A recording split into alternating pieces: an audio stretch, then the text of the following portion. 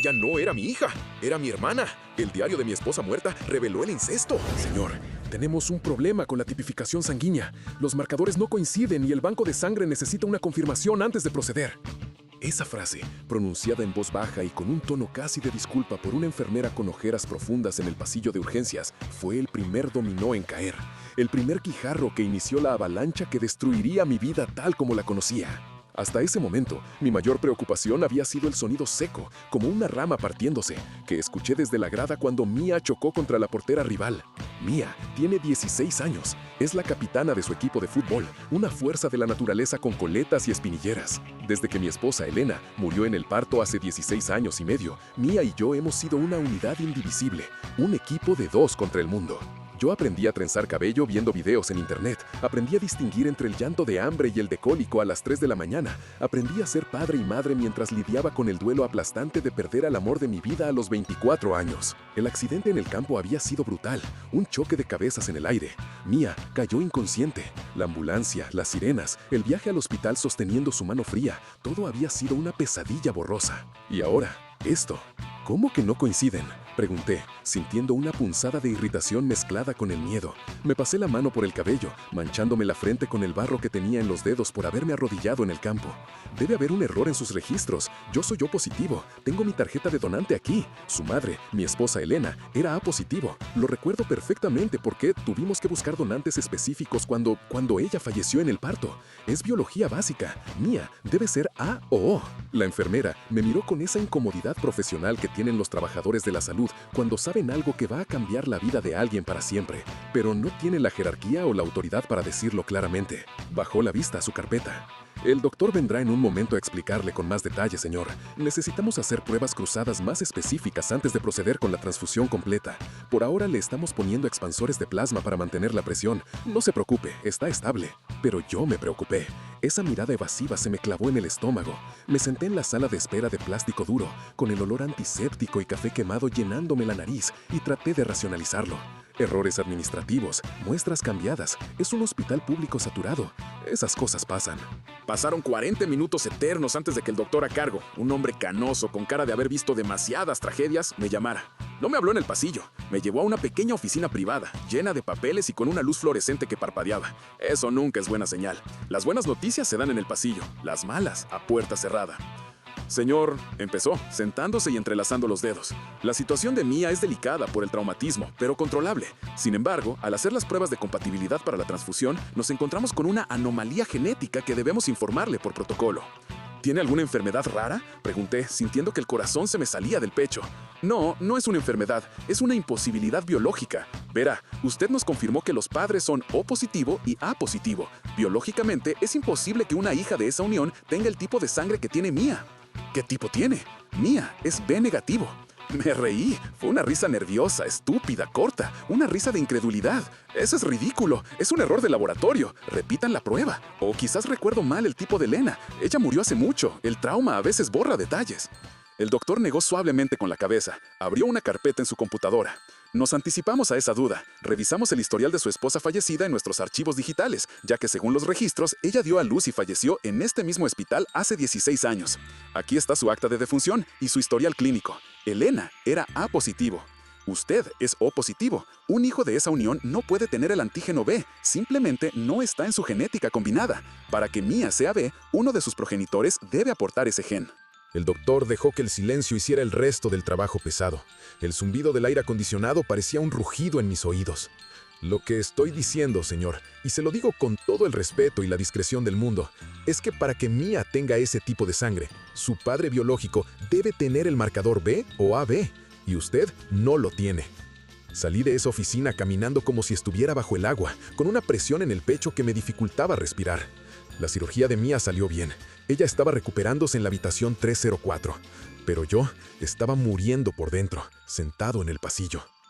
La duda es un cáncer. Empieza como una célula pequeña, casi invisible, y en cuestión de horas se come todo el tejido sano de tus recuerdos. Elena, mi Elena, la mujer con la que empecé a salir a los 15 años, la mujer tímida, dulce, de valores tradicionales, que iba a misa los domingos y lloraba con las películas de Disney, la mujer que murió dándome una hija. ¿Me había engañado? Pasé las siguientes 3 noches durmiendo a ratos en el sillón reclinable del hospital, mirando a Mía dormir bajo la luz tenue de los monitores. Por primera vez en 16 años, no la miraba con pura adoración paternal, la miraba con escrutinio forense. Buscaba mis rasgos en su cara. Siempre, toda la vida, la familia y los amigos me habían dicho que Mía era el vivo retrato de su madre. Tiene los ojos de Elena, decían mis tíos. Tiene la sonrisa de Elena, decía mi madre. Tiene el cabello de Elena, decían los vecinos. Nunca nadie, ni una sola vez en 16 años, dijo «tiene tu nariz» o «tiene tu barbilla».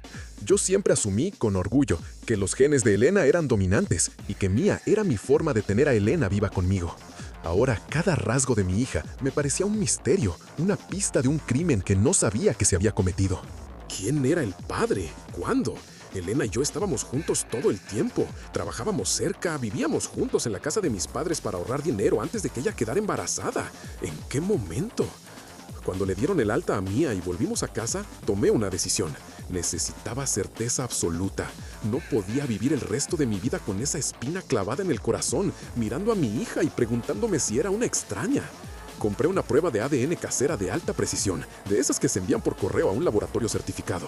Y luego, para estar doblemente seguro, hice una cita en un laboratorio privado local. Le dije a Mía que era un chequeo de seguimiento necesario por el golpe en la cabeza, para descartar anemias hereditarias o problemas de coagulación.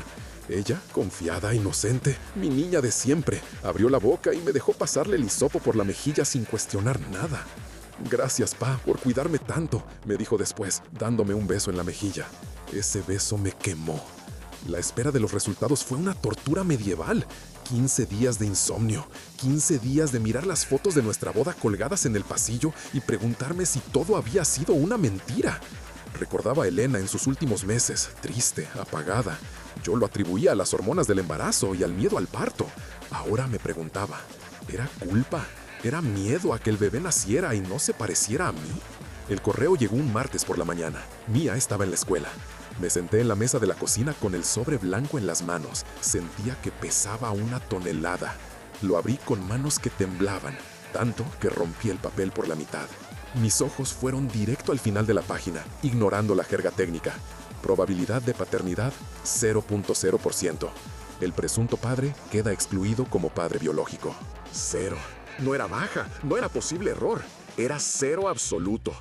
Mía, la niña por la que había sacrificado mi juventud, mis oportunidades laborales, mis relaciones sentimentales posteriores, la niña que era mi razón de respirar, no llevaba ni una gota de mi sangre. El dolor inicial fue un aullido silencioso. Me doblé sobre la mesa, golpeándola con la frente. Pero el dolor fue sustituido rápidamente por una necesidad fría y analítica de saber la verdad. Elena estaba muerta. No podía interrogarla, no podía gritarle. Pero Elena era una escritora. Llevaba diarios desde que tenía 12 años. Escribía todo, sus pensamientos, sus miedos, sus sueños. Cuando murió, yo guardé todas sus cosas en cajas. No tuve el corazón para tirarlas, ni el valor para leerlas. Estaban en el ático de la casa de mis padres, donde vivimos los primeros 3 años de matrimonio para ahorrar para la entrada de nuestra propia casa. Allí se habían quedado, acumulando polvo durante 16 años. Esa misma tarde, llamé a mi trabajo y dije que estaba enfermo. Dejé una nota a Mía diciendo que volvería tarde. Conduje hasta la casa de mis padres bajo una lluvia torrencial que reflejaba mi estado de ánimo. Mis padres, Antonio y Carmen, siempre habían sido mis pilares, especialmente mi padre Antonio. Cuando Elena murió, él fue quien me ayudó a levantarme del suelo. Él fue quien se jubiló anticipadamente para ayudarme a cuidar a Mía cuando yo tenía que trabajar doble turno para pagar las cuentas. Él me enseñó a cambiar pañales, a preparar mamilas, a calmar los llantos. Él era el abuelo perfecto, siempre presente, siempre amoroso, siempre disponible. Mía lo adoraba, le decía papá Tony. Llegué a la casa. Mi madre estaba en el jardín aprovechando que la lluvia había parado un momento. «Hola, hijo, qué milagro. ¿Y Mía? ¿Cómo sigue del golpe?» «Está bien, descansando en casa. Mamá, necesito subir al ático. Estoy buscando unos papeles viejos de Elena, su acta de nacimiento original y unos documentos del seguro. Creo que me los piden para un trámite de la universidad de Mía, que quiero ir adelantando». Era una mentira barata, improvisada, pero mi madre no tenía razón para sospechar. Me dio las llaves del candado. «Claro, hijo, sube. Ten cuidado con las arañas». Subí al ático. El calor era sofocante y el olor a polvo, madera vieja y recuerdos estancados me llenó la nariz. Encontré la caja de Elena al fondo, debajo de una manta vieja de cuadros. Era un baúl de madera con sus iniciales grabadas, uno que yo le había regalado. Lo abrí. El olor a su perfume, atrapado allí por años, me golpeó. Había ropa de bebé que nunca usamos, fotos de nuestro viaje de luna de miel a la playa, y al fondo, apilados cuidadosamente, 5 cuadernos de tapa dura, sus diarios. Me senté en el suelo polvoriento, encendí la linterna de mi celular y empecé a leer. Los primeros eran de su adolescencia, cosas triviales, dramas de escuela. Luego, los de nuestro noviazgo. Amo a Felipe, es tan bueno conmigo, me siento segura con él. Lloré al leer eso. Lloré por el chico que fui y por la chica que ella era. Pero el último diario, el último cuaderno negro, comenzó 6 meses antes de que ella quedara embarazada. La caligrafía era diferente, más apresurada, más nerviosa, con más presión en el bolígrafo. Había páginas arrancadas, había manchas de lágrimas secas que habían arrugado el papel. Las entradas empezaron a volverse oscuras, paranoicas. 24 de marzo. Él me miró otra vez hoy en la cocina. No me gusta cómo me mira cuando Felipe no está. Me hace sentir sucia, observada. Me dice cosas con doble sentido sobre mi ropa. Pero no puedo decirle nada a Felipe. Es su héroe, su modelo a seguir. ¿Pensaría que estoy loca o que malinterpreté? ¿Quién? ¿De quién hablaba? Seguí leyendo, con el corazón latiéndome en la garganta, sintiendo que estaba profanando una tumba, pero incapaz de detenerme. 15 de abril. Estaba lavando los platos. Felipe había salido a comprar repuestos para el coche. Él entró, me arrinconó contra la nevera, me olió el pelo, me dijo que yo era demasiado mujer para un chico tan inexperto y blando como su hijo. Me dijo que podía enseñarme lo que es un hombre de verdad. Me paralicé, no supe qué hacer. Salí corriendo al baño y me encerré. Tengo miedo. Se me heló la sangre en las venas. Su hijo. Solo había una persona en esa casa que podía encajar en esa descripción. Mi padre, Antonio. El abuelo perfecto, el héroe. Pasé las páginas frenéticamente, rezando para estar equivocado, rogando que fuera una metáfora, una pesadilla, una novela de ficción que ella estaba escribiendo. Pero no, la cronología era exacta. 2 de mayo. Amenazó con decirle a Felipe que yo lo estaba seduciendo. Dijo que Felipe le creería a él porque es su padre, su ídolo, y que yo soy solo la nuera que vive de arrimada. Dijo que nos echaría de la casa a la calle si no cooperaba, y era amable. No tenemos a dónde ir, no tenemos dinero. Felipe está tan estresado con el trabajo, matándose para ahorrar. No puedo darle más problemas, no quiero que pierda a su familia. 20 de mayo. Ocurrió. Me siento muerta, me siento podrida por dentro. Entró en nuestra habitación mientras Felipe dormía la siesta en el sofá de la sala, agotado del turno doble. Me tapó la boca con su mano, olía a tabaco. Dijo que era nuestro pequeño secreto. Dijo que si hablaba, destruiría a Felipe, le contaría mentiras, lo rompería. No pude moverme, me quedé quieta esperando que terminara. Lo odio con toda mi alma. Vomité, literalmente. Me giré hacia un lado y vomité bilis en el suelo de madera del látigo. Mi cuerpo rechazaba la información antes que mi cerebro. Mi padre, el hombre que me enseñó a andar en bicicleta, el hombre que me dio palmadas en la espalda el día de mi boda, el hombre que cargaba a Mía y le cantaba canciones de cuna, estaba violando sistemáticamente a mi esposa, bajo mi propio techo, aprovechando mi ausencia o mi sueño, usando mi confianza como arma. Pero el horror no terminaba ahí. Seguí leyendo, limpiándome la boca con la manga, con los ojos ardiendo. 10 de julio. Tengo un retraso. Felipe está feliz, saltando de alegría. Cree que es suyo. Yo sé que no lo es. Las cuentas no salen. Las fechas no coinciden con las pocas veces que estuve con Felipe este mes por su trabajo. Es de él. Llevo un monstruo dentro. Llevo la semilla del diablo. Quiero morirme. Pensé en tirarme por las escaleras. Pero si aborto, Felipe se enterará y se romperá. Si lo tengo, Dios mío, ¿qué hago? ¿Cómo voy a mirar a esa criatura? Agosto. Él lo sabe. Me sonrió en la cena cuando le dije que estaba embarazada. Me guiñó un ojo descaradamente cuando Felipe brindó por el bebé y dijo, voy a ser papá. Él se acercó a mí cuando levantábamos la mesa y me susurró al oído que ahora éramos familia de verdad, unidos por la sangre. Dijo que cuidaría de su nieto mejor que nadie. Me quiero arrancar la piel. Cerré el diario. Sentía que me quemaba las manos como un hierro al rojo vivo. Mi vida entera, los últimos 16 años, habían sido una mentira grotesca, una obra de teatro macabra dirigida por un sociópata. Mía no era mi hija. Mía era mi hermana, mi media hermana biológica. Y mi padre era un depredador sexual, un monstruo que había abusado de mi esposa, la había atormentado psicológicamente hasta la muerte, porque ahora estoy seguro de que el estrés extremo del embarazo, el trauma y el miedo contribuyeron a su preeclampsia fatal y a su falta de lucha en el parto. Y luego había tenido la audacia infinita de jugar al abuelo feliz y criarla conmigo. Bajé del ático con el diario en la mano, caminando como un autómata. Mi madre seguía en el jardín, regando las rosas, tarareando una canción vieja. La miré a través de la ventana de la cocina y sentí una lástima infinita, mezclada con una duda corrosiva. ¿Ella sabía? ¿Podía vivir en la misma casa y no saber? Decidí que, por ahora, le daría el beneficio de la duda. Ella también era una víctima de la manipulación de ese hombre. No podía hacerlo ahí, no podía explotar ahí mismo. Si lo confrontaba a solas, él lo negaría. Diría que Elena estaba loca, que el diario era ficción. Necesitaba exponerlo, necesitaba que no tuviera dónde esconderse. Sabía que el domingo, en 3 días, había una comida familiar importante, el cumpleaños de mi madre. Mis tíos, mis primos, todos estarían ahí. Sería el escenario perfecto para el juicio final. Me fui a casa. Mía estaba despierta haciendo tarea en la sala. Me miró y sonrió al verme entrar. «Hola, pa, ¿estás bien? Te ves pálido, como si hubieras visto un fantasma». La miré, realmente la miré. Vi los ojos de Elena, sí, pero ahora, con la venda caída, también veía la nariz de mi padre, la forma cuadrada de su barbilla, la línea de su cabello. ¿Cómo no lo vi antes? ¿Cómo pude ser tan ciego? Porque el amor ciega, porque uno ve lo que quiere ver. Estoy bien, cariño. Solo mucho trabajo y dolor de cabeza. Voy a acostarme. Esos 3 días fueron un descenso al infierno. No podía dormir, no podía comer. Cada vez que cerraba los ojos, veía las palabras del diario escritas en fuego. Me tapó la boca. Dijo que destruiría a Felipe. Monstruo. Llegó el domingo. Me vestí de negro, completamente de negro, porque en cierto modo lo era.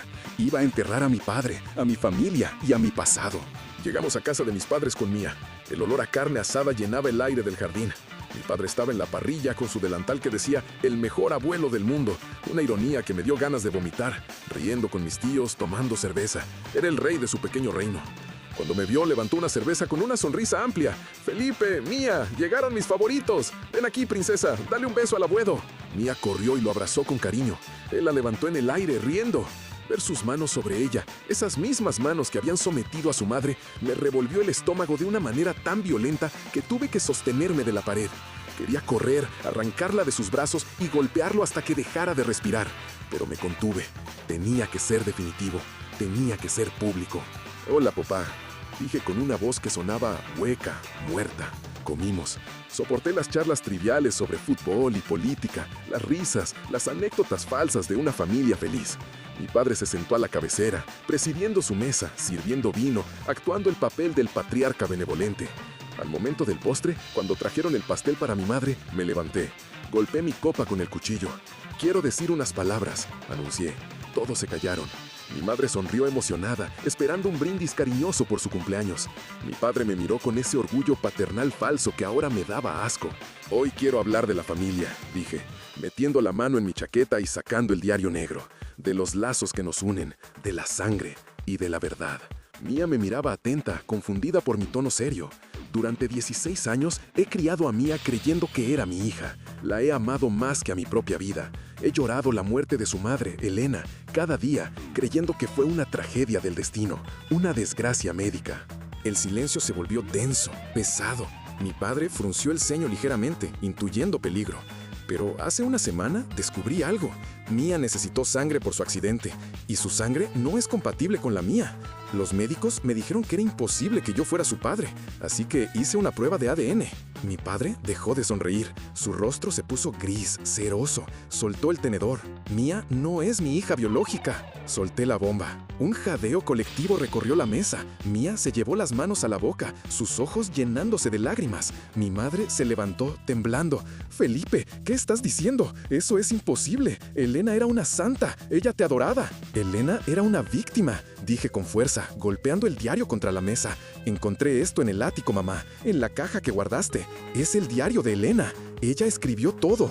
Escribió sobre el miedo, escribió sobre las amenazas, escribió sobre el hombre que la acosaba y la violaba en nuestra propia casa mientras yo trabajaba turnos dobles para darles un futuro a todos». Me giré lentamente hacia mi padre. Él estaba paralizado, encogido de su silla. Sus ojos, esos ojos que yo había admirado y respetado toda mi vida, ahora estaban llenos de un terror animal y patético. «Ella escribió sobre ti, papá». «¡Estás loco!», gritó mi padre, poniéndose de pie de un salto y tirando la silla hacia atrás. estás? Eso es mentira. Estás inventando cosas. Esa mujer estaba loca. Tenía depresión postparto antes del parto. Yo jamás. ¡Cállate!, le grité, y mi voz rompió algo en el aire. Un grito que venía desde las entrañas de mi dolor. No te atrevas a insultarla ni una vez más. Aquí está. Abrí el diario en la página marcada con un post-it rojo. 20 de mayo. Entró en nuestra habitación. Me tapó la boca con su mano olorosa a tabaco. Dijo que era nuestro secreto. Dijo que si hablaba, te destruiría a ti. Leí el pasaje completo en voz alta. Leí la parte del embarazo no deseado, la parte donde él le guiñó el ojo en la cena y le dijo que cuidarían al nieto juntos. Mi madre se desplomó en la silla, mirando a su esposo como si estuviera viendo a un demonio. Mis tíos se alejaron físicamente de él, horrorizados. Mía no es mi hija, dije, mirando a mi niña, que estaba llorando en silencio, temblando como una hoja. Mía es mi hermana. Tú eres su padre. Violaste a mi esposa, la atormentaste hasta que su cuerpo no aguantó más, y luego tuviste la sangre fría de hacerme criar a tu hija mientras jugabas al abuelo perfecto. Eres el ser más despreciable que ha pisado la tierra. «Es mentira», insistió él, pero su voz temblaba, perdiendo fuerza. «Ella se me ofreció, ella me buscaba, era una coqueta. Yo soy un hombre, no soy de piedra». Esa fue la confesión. Al intentar defenderse y culpar a la víctima, admitió el acto. Mi madre se levantó lentamente. Agarró el cuchillo grande de cortar el pastel que estaba frente a ella. Por un segundo, todos nos congelamos, pensando que lo iba a atacar. Pero solo caminó hacia él, con una dignidad rota, y le escupió en la cara.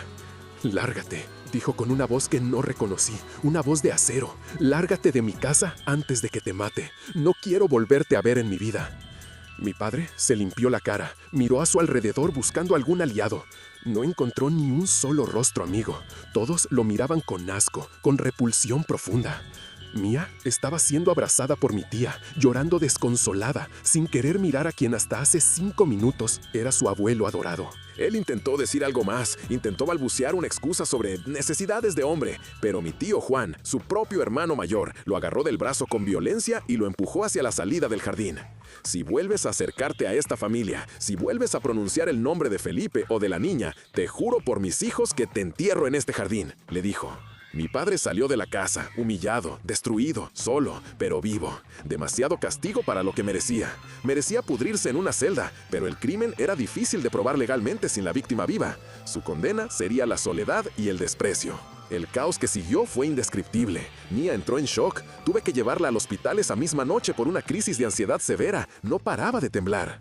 Mi madre entró en una depresión profunda y tuvo que ser medicada. La estructura familiar se fracturó para siempre. Los días siguientes fueron una neblina de trámites legales, abogados y mucha terapia. Denuncié a mi padre formalmente. Aunque el delito de violación era difícil de probar penalmente con la víctima fallecida hace tanto tiempo, había suficientes elementos de coerción, daño psicológico y fraude de paternidad. Además, la prueba de ADN que ordenó el tribunal familiar confirmó científicamente lo que el diario decía. Él era el padre biológico de Mía con un 99.9% de certeza. El escándalo destruyó su reputación en el pueblo, perdió su negocio, sus amigos del club, su estatus social, se convirtió en un paria. Se mudó a un estado diferente, solo, viejo y repudiado por todos. Pero el verdadero trabajo duro, la verdadera reconstrucción fue con Mía. ¿Cómo le explicas a una niña de 16 años que su padre no es su padre, que su abuelo es su padre biológico fruto de una violación y que su madre murió siendo víctima de un abuso atroz bajo su propio techo? Nos sentamos en la sala de nuestra casa una semana después, la casa que yo había construido ladrillo a ladrillo para nosotros dos. «Mía», le dije, tomándole las manos que estaban frías, «mírame». Ella lloraba sin poder levantar la vista. Se sentía sucia, producto de algo horrible. Soy un error, papá», susurró. «Soy hija de un monstruo. Soy producto de una violación. No debería existir». «No», le levanté la barbilla suavemente para que me mirara a los ojos. «Escúchame bien. Tú eres hija del amor de tu madre que luchó por ti cada día de ese embarazo, que te protegió con su vida, y de mi amor que te cuidó, te alimentó y te educó cada día durante 16 años. Tú eres lo mejor que dejó Elena en este mundo. Eres su luz. El origen biológico es un accidente. No define quién eres. Tú eres Mía y yo soy tu papá. No cambia con una prueba de laboratorio. No me importa el ADN. Yo te elegí el día que naciste. Te corté el cordón umbilical y te elijo hoy, sabiendo todo. Eres mi hija». Ella se lanzó a mis brazos y lloramos juntos durante horas. Fue el abrazo más doloroso, crudo y sanador de mi vida. En ese abrazo, redefinimos lo que significaba ser padre e hija. Actualización 2 años después. Han pasado 2 años desde ese domingo fatídico. Mi padre murió hace 3 meses, un infarto fulminante y masivo. Murió solo en un apartamento alquilado y sucio en otra ciudad. Nadie reclamó el cuerpo por días. Finalmente, mi madre, en un último acto de piedad cristiana o quizás para asegurarse de que estaba realmente muerto, autorizó que lo cremaran y esparcieran las cenizas en el mar, lejos de nosotros. No hubo funeral, no hubo lágrimas. Solo el cierre de un libro oscuro y el fin de una sombra. Mi madre vendió la casa familiar, demasiados fantasmas en esas paredes.